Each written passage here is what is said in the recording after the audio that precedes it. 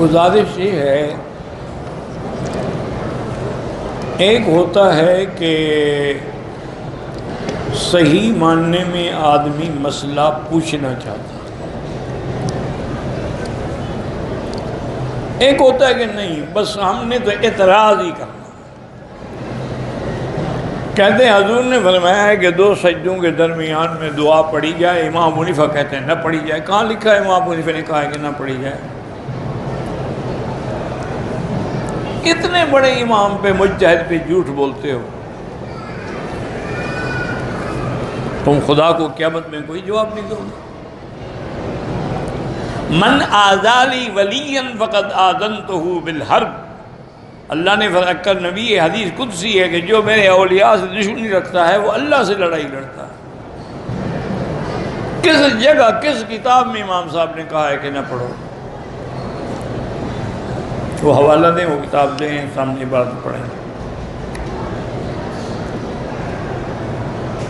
اب ایک ہے کہ اعتراض کرنا، جیسے ایک نے لکھا جی کہ بہشتی زیور میں ایک مسئلہ ہے کہ آدمی اگر اپنی پلیتی چاٹ لے زبان سے تو پاک ہو جاتی ہے۔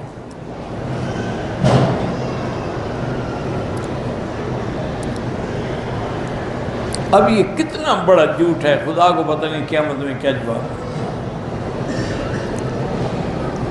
وہ تو حضرت نے ایک مسئلہ سمجھایا ہے کہ عام طور پہ عورتیں سلائی کا کام کرتی ہیں، بنائی کا کام کرتی ہیں، تو کبھی کبھی سوئی جو ہے وہ انگلی میں لگ جاتی ہے، اس سے خون بھی نکل آتا ہے۔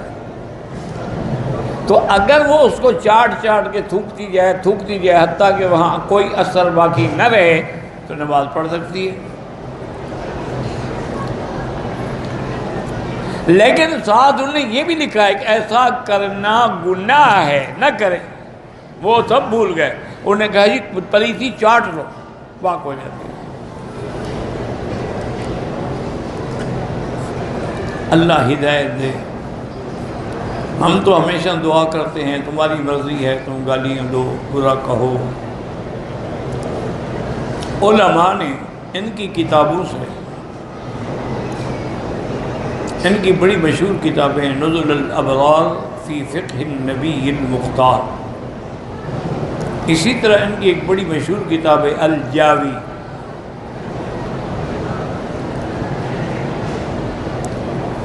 اسی طرح اور بڑی کتابیں معیار الحق، الارشاد الی سبیل الاجتہاد، یعنی شاید اور بھی کئی ہیں۔ تو ان میں علماء نے ان کے 200 مسئلے جمع کیے ہیں کہ یہ 200 مسئلے ہیں جن پہ یہ حضرات یہ فتویٰ دیتے ہیں۔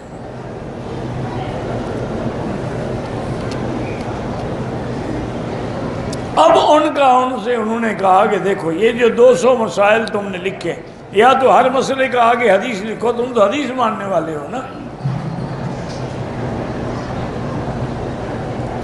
اور اگر حدیث نہیں لکھ سکتے ہو تو پھر ان مسئلوں کا انکار کر دو۔ آج تک وہ جواب دینے کی طاقت نہیں رکھتے اور نہ جواب دے سکے، صرف اعتراض کرنا آتا ہے۔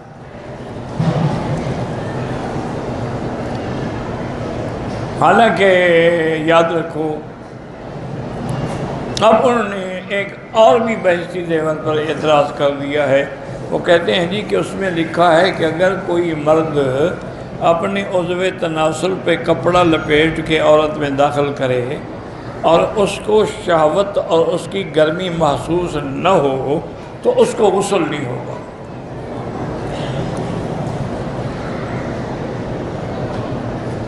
بہشتی زیور پہ تو تمہیں غصہ آ گیا، امام بخاری پہ نہیں آیا۔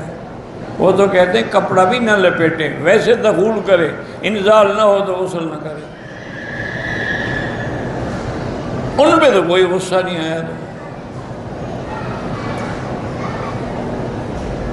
اللہ کے بندے، اصل وجہ کیا ہے کہ علم کی فہم نہیں، اور علم کبھی حاصل نہیں ہو سکتا جب تک کسی اللہ والے کی صحبت نہ ہو۔ یہ دیکھیں نا، آملہ ہے، یہ جیسے بڑا مشہور ہے مربع آملہ، یہ آملے کا جو دانہ ہے جب وہ زمین پہ گرتا ہے تو اس کو اٹھا لیا جاتا ہے، صاف کر کے پھر اس کو سوئیاں مار مار مار کے اس کا کسیلا پانی نکالا جاتا ہے۔ جب اس کا سارا پانی نکل جاتا ہے تو صاف کر کے پھر اس کو پانی میں پکایا جاتا ہے، پھر اس میں چینی کا شیرہ بنا کے ملایا جاتا ہے، وہ مربع بن جاتا ہے۔ پھر حکم ہاؤس پہ چاندی اور سونے کے ورق لپیٹ کے دیتے ہیں جن کا دل کمزور ہوتا ہے۔ یہ مربع ہے، یہ بھی زمین سے اٹھایا تھا آملہ۔ اور ایک آملہ وہ ہے جو وہاں پڑا رہا، اس کو سوئیاں نہیں کھانی پڑی، اس کو وہ تکلیف نہیں برداشت کرنی پڑی۔ اس کا نتیجہ کیا نکلا کہ پڑا رہا سوکھ گیا، سوکھنے کے بعد اس کو بوریاں بھر کے لے آئے، وہ ترپھلا بن گیا۔ ترپھلا جو ہے اس کا کام کیا ہوتا ہے کہ جس کو قبض ہو جائے نا اس کو کھلاؤ تاکہ پخانہ نکالے، پھر اس کا کام یہ ہے کہ وہ بھنگی بن گیا، پخانہ نکالتا ہے۔ جس کو اللہ والے کی صحبت لگی اور سوئیاں کھائیں وہ مربع بن گیا، اور جس کو وہ مشقت نہیں ملی وہ حضرت صاحب ترپھلا بن گیا۔ یہ ترپھلے ہیں، کیا کریں ہم؟ حالانکہ دو حدیثیں ہیں امام صاحب کی، اللہ ان کی قبر پہ رحمت کرے، انہوں نے تو دونوں حدیثوں میں عمل کیا ہے۔ ایک حدیث میں ہے کہ الماء من الماء، غسل تب ہوگا جب پانی نکلے۔ اگر ایک آدمی بیوی سے ملاقات کر رہا یا حتیٰ کہ دخول بھی کر دیا لیکن پانی نکلا، وہ کہتے ہیں کہ اس حدیث کے مطابق غسل نہیں ہوگا، کہ الماء من الماء۔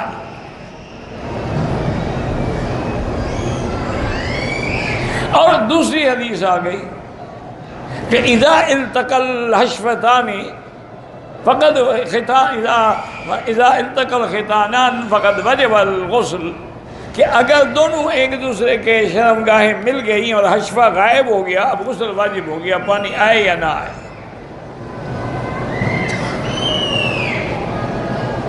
اب یہ دو حدیثیں ہیں۔ بعض علماء نے یہ جواب دیا کہ یہ جو دو مل جانے والی بات ہے یہ بعد کی حدیث ہے، پانی والی پہلے ہے۔ پہلے حکم یہ تھا کہ جب تک پانی نہ نکلے غسل نہیں ہے۔ دوسری حدیث میں آ گیا کہ پانی نکلے نہ نکلے، جب حشفہ غائب ہو گیا، شرمگاہیں مل گئی تو غسل ہو گیا۔ انہوں نے کہا کہ وہ پہلی حدیث منسوخ ہو گئی، یہ ناسخ ہو گئی۔ یہ دیکھیں کمال امام ابو حنیفہ کہتے نہیں دونوں حدیثیں صحیح ہیں، منسوخ بھی کوئی نہیں۔ افسوس تو یہی ہے نا کہ جو دو حدیثوں پہ عمل کرے اس پہ غصہ ہے، جو ایک پہ کرے ماشاءاللہ اس سے راضی ہیں۔ امام صاحب فرماتے ہیں کہ الماء من الماء کا تعلق نیند سے ہے، کہ ایک آدمی نے خواب میں دیکھا میں ایک عورت سے جماع کر رہا ہوں، لیکن جب اٹھا تو کپڑے میں کوئی پانی کا داغ نہیں ہے تو کوئی غسل نہیں ہے، حالانکہ وہ خواب میں دیکھ رہا ہے کہ میں باقاعدہ جماع کر رہا ہوں لیکن پانی نہیں۔ چونکہ پانی نہیں ہے تو الماء من الماء، پانی غسل تب ہوگا جب پانی ہو۔ اور ایک آدمی نے جاگتے ہوئے اپنی بیوی سے ملاعبت کی اور حشفہ غائب ہو گیا، اب چاہے پانی نکلے نہ نکلے غسل کرنا ہو۔ تو امام صاحب نے دونوں حدیثوں میں عمل کیا۔ تمہیں بہشتی زیور پہ غصہ آ گیا، یہاں نہیں آیا۔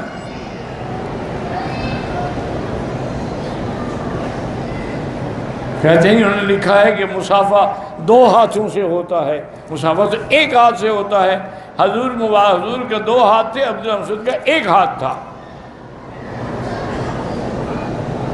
اس پہ غصہ آ گیا نا، چونکہ بعد میں ایک عالم تھا، امام بخاری پہ نہیں آیا، اس نے بخاری میں باب باندھا ہے المصافحۃ بالیدین، دونوں ہاتھوں سے مصافحہ کرنا۔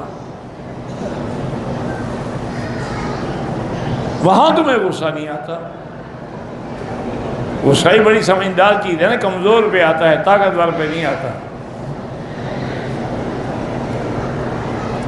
اچھا، جس حدیث سے تم دلیل پکڑ رہے ہو کہ حضور کے دو ہاتھ تھے اور عبداللہ مسعود کا ایک ہاتھ تھا، تو چلو ہم حضور کے عمل پہ عمل کرتے ہیں، ہمارے بھی دو ہاتھ ہوتے ہیں۔ تم عبداللہ بن مسعود کے قول پہ عمل کرو، اس میں ناراضگی والی کیا بات؟ اس لیے مہربانی کر کے میری گزارش ہے کہ ایک اللہ کے اولیاء سے کبھی بغض نہ رکھنا، اپنے دل میں ان کے لیے برائی نہ سوچنا۔ نمبر 2، کسی عالم پر اعتراض نہ کرنا جب تک کہ اس سے بڑے عالم سے جا کے وہ مسئلہ نہ سمجھ۔ نمبر 3، سنی سنائی باتوں پر چٹ نہ لکھا کرو، مجھے حوالہ لو، کتاب دکھاؤ کس کتاب میں لکھا ہے۔ حالانکہ حنفیوں کی کتابوں میں لکھا ہے کہ 2 سجدوں کے درمیان میں اللہم اغفر لی ورحمنی وارزقنی واہدنی واعف عنی وعافنی یہ دعا پڑھ سکتے، نہ پڑھے تو کوئی حال نہیں، مسئلے کو سمجھا کرو۔ جدے میں ایک آدمی نے داڑھی بھی مونڈی ہوئی ہے اور چینل پہ بیٹھ کے حنفیوں کو گالیاں دیتا ہے، اسی لیے تو داڑھی مونڈی ہوئی ہے نا، تو فاسق تو پہلے ہو گیا، اب فاسق کا کام گالیاں دینا ہے، اور کیا ہے؟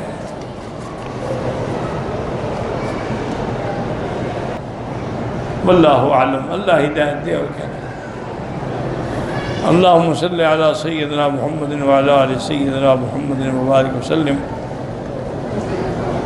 یا حی یا قیوم یا ذا الجلال والاکرام، یا ذا الجلال والاکرام، یا ذا الجلال والاکرام، یا الہنا الہ کل شیء الہا واحدا لا الہ الا انت، اللہم انت الميسر لكل اسیر وانت على كل شیء قدیر، یا لطیف الطف بنا فی تیسیر کل اسیر فإن تیسیر کل اسیر علیک یسیر، اللہم یسر امورنا و امور اولادنا و امور بناتنا و امور شبابنا و امور اخواننا و امور اصحابنا و امور من اوصانا و استوصانا و امور المسلمین برحمتک یا ارحم الراحمین۔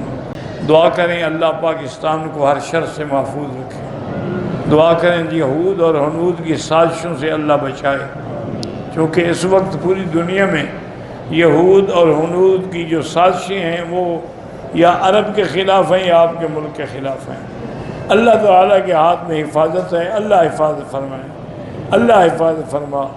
اللہم احفظنا واحفظ اہلنا اولادنا اخواننا اخواتنا ازواجنا ذریاتنا بلادنا و بلاد المسلمین عن الشرور والفتن والزلازل والمحن ما ظہر منها وما بطن، صلی اللہ تعالیٰ علی خیر خلقہ سیدنا محمد وعلی آلہ وصحبہ اجمعین۔